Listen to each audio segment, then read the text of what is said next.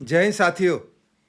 दिल्ली के नवनियुक्त कमिश्नर साहब श्री सतीश गोलचा जी को दिल्ली पुलिस महासंघ की तरफ से और मेरे जितने भी रिटायर्ड साथी हैं उनकी तरफ से उनको बहुत बहुत शुभकामनाएं।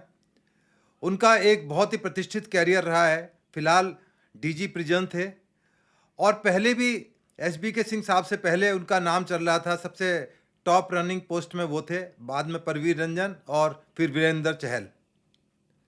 अचानक ही कुछ घटनाक्रम इस तरह हुआ कि एसबी के सिंह साहब को कमिश्नर का एडिशनल चार्ज दे दिया गया। तो ये एहसास हुआ कि शायद वो उनको रेगुलर कमिश्नर के रूप में एस्टेब्लिश किया जाएगा। परंतु कल का दिन बड़ा उथल पथल का रहा। 21 दिन बाद ही अचानक उनको दिल्ली पुलिस से हटाकर वापस डीजी सिविल डिफेंस, जहाँ वो ऑलरेडी कार्यरत थे, वहाँ के लिए आदेश जारी कर दिए गए। हालांकि इससे पहले भी ऐसा हो चुका है। बालाजी श्रीवास्तव 29 दिन तक दिल्ली के कमिश्नर रहे, बाद में दूसरे कमिश्नर साहब उनकी जगह लगा दिए गए। परंतु इनका 21 दिन बाद अचानक हटना जिस तरह से एक तरह से डिसग्रेसफुल या ह्यूमिलेशन के तौर पर इसको देखा जाए, क्योंकि ये एस्टेब्लिश हो गया है इस सारे ट्रांसफ़र और सिस्टम से कि पॉलिटिकल बॉसेस ज़्यादा ऊपर हैं। आईएएस आईपीएस या कितने भी बड़े ब्यूरोक्रेट्स हैं, उनसे ज़्यादा प्राथमिकता पॉलिटिकल बॉसेस की है, जिसको जहाँ चाहें लगा सकते हैं, हटा सकते हैं। मैं मानता हूँ कि ये उनका प्रेरोगेटिव है। सरकार किसी भी डीजी कमिश्नर को जो उनके अंडर आते हैं उनको किसी भी समय ट्रांसफ़र पोस्टिंग कर सकते हैं। परंतु साथ ही कुछ सुप्रीम कोर्ट की गाइडलाइंस हैं, वो हालांकि बाउंडिंग नहीं है परंतु उनका फॉलो किया जाना चाहिए। तो परंतु धीरे धीरे वो तमाम चीज़ें दूर होती जा रही हैं और सरकार अपने हिसाब से हटाना लगाना तमाम चीज़ों को कर रही है।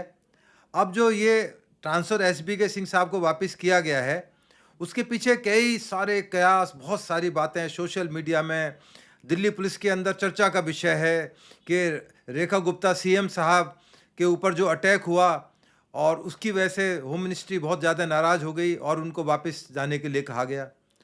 और बहुत तरह की बातें उसके अंदर आ रही हैं। कोई कह रहा है आईपीएस जो लॉबी थी दिल्ली की, जो स्पेशल सीपीज़ और जॉइंट सीपीज़ हैं, वो कुछ ट्रांसफ़र पोस्टिंग को लेकर या और अंदरूनी चीज़ों को लेकर कुछ नाराज़ थे, उनकी नाराज़गी थी।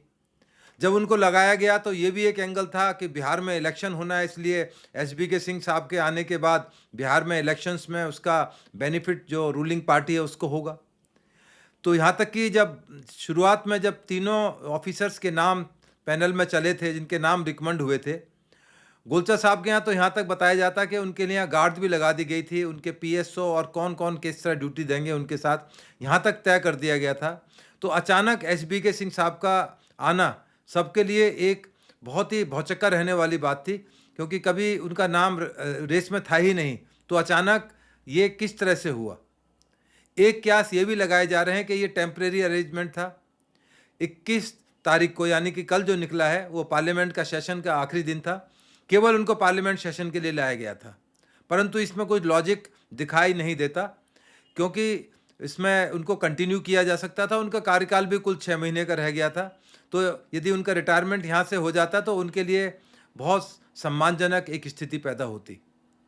कमिश्नर का लगना, हटना, दूसरा आदमी आ जाना, इससे पॉलिटिकल बॉसेस को फ़र्क ना पड़े, परंतु दिल्ली पुलिस के अंदर एक बहुत बड़ा मैसेज जाता है कि जब कमिश्नर की पोजीशन ऐसी है कि उसको कभी भी हटाया जा सकता है, तो जो नीचे जो अधिकारी हैं और ख़ास तौर से जो कांस्टेबल टू एसीपी हैं, जो इन्वेस्टिगेशन में हैं, एसएचओ हैं, एसीपी हैं, उनके लिए तो लगता है कि जैसे मच्छर मक्खी की तरह हैं, उनको कभी भी हटाया जा सकता है। जब कमिश्नर को 21 दिन में हटाया जा सकता है तो उनके लिए तो ये बहुत ही छोटी चीज़ हो जाती है कि पॉलिटिकल बॉसेस के कहने पर उनको हटा दिया गया है। यहाँ तक कि ये कहा जा रहा है कि चूंकि रेखा गुप्ता मैडम को वो प्रोटोकॉल जो होता है वो विश करने के लिए या उनसे सलाम करने नहीं गए थे, इसलिए भी एक ये भी एक फैक्टर बहुत सारे लोग जिक्र कर रहे हैं कि इस तरह का मामला था। अब जो नए कमिश्नर साहब गोलचा साहब लगे हैं, उनका जो प्रोफेशनल एक्सपीरियंस है, डीजी रहे हैं अरुणाचल के अंदर, सीबीआई के अंदर रहे हैं और बड़ा अच्छे मिलनसार और अनुभवी अफसर के रूप में उनकी गिनती होती है। चूँकि एगमुट कैडर से हैं और हमारी डिमांड भी यही थी कि जो भी अधिकारी कमिश्नर लगाए जाएं, इस बार एग्मूट कैडर से हों, चूँकि दिल्ली की तमाम चीज़ों को, तमाम स्टाफ को, तमाम ऑफिसर्स को भली भांति जानते हैं, टेम्परामेंट को समझते हैं, दिल्ली के टेम्परामेंट को। फिर भी उसके बाद भी नए कमिश्नर साहब के लिए बहुत बड़ा एक चैलेंज वाला समय है। अभी आज ही कोर्ट्स के अंदर हड़ताल चल रही है। एलजी साहब ने जो ऑर्डर किए हैं कि जो पुलिस की जो वीडियो कॉन्फ्रेंसिंग के ऊपर एविडेंस और तमाम कोर्ट की कार्रवाई हो सकती हैं, उसको लेकर एडवोकेट्स प्रोटेस्ट कर रहे हैं आज, और कल 2 दिन उन्होंने स्ट्राइक कर दी है। उसके अलावा करप्शन एक ऐसा एंगल बन चुका है दिल्ली पुलिस के लिए, एक नासूर बन चुका है।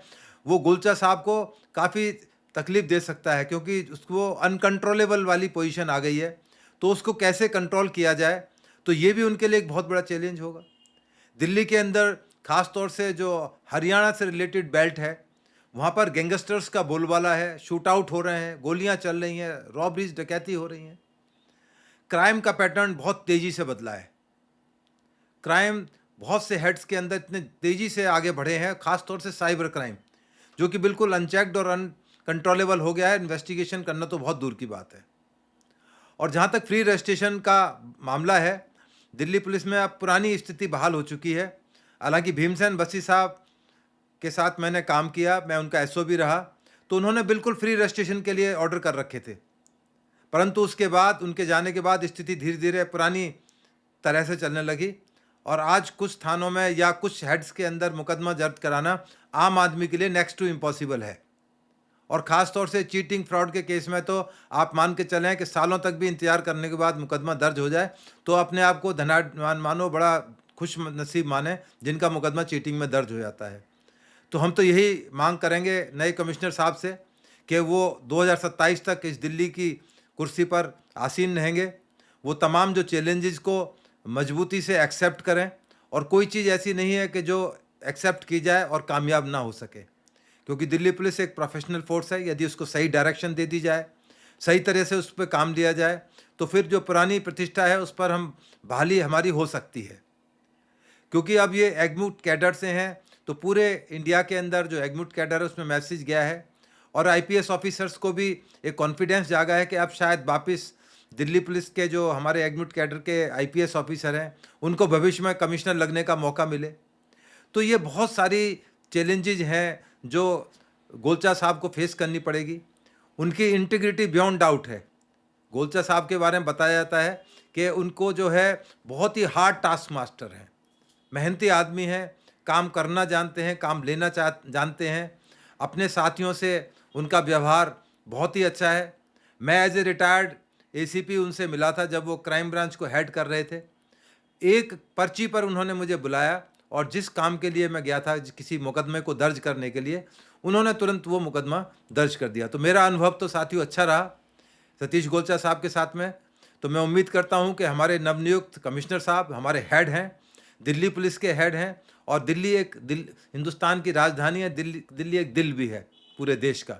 तो मैं अपनी तरफ से, अपने साथियों की तरफ से, दिल्ली पुलिस महासंघ के बिहाफ पर कमिश्नर साहब को बहुत बहुत शुभकामनाएं देता हूं कि आपका स्वास्थ्य ठीक रहे, आपका परिवार खुश रहे, और आप एक कामयाब कमिश्नर के रूप में दिल्ली से रुखसत हों, और हम सब के लिए एक गर्व और खुशी की बात होगी। मैं उम्मीद करता हूं कि मेरी आवाज़ मेरे दिल्ली पुलिस के वर्किंग साथियों तक ज़रूर पहुंचेगी, और वो कमिश्नर साहब को कामयाब बनाने के लिए, इस दिल्ली पुलिस को कामयाब बनाने के लिए पूरी कोशिश करेंगे। तमाम रूल्स रेगुलेशन, जितनी भी तौर तरीके हैं, उसको वो अपनाएंगे, जिससे कि हम अपनी जो धूमिल हुई छवि है उसको दोबारा से रिगेन कर सकें, और दिल्ली की जनता में और हिंदुस्तान में एक मैसेज जा सके कि दिल्ली पुलिस का जो इकबाल बुलंद था वो अब दोबारा बुलंद है। इसी उम्मीद के साथ आपको सबको बहुत बहुत शुभकामनाएं नए कमिश्नर साहब के लगने के लिए। गोलचा साहब को special congratulations. Thank you sir. जय हिंद।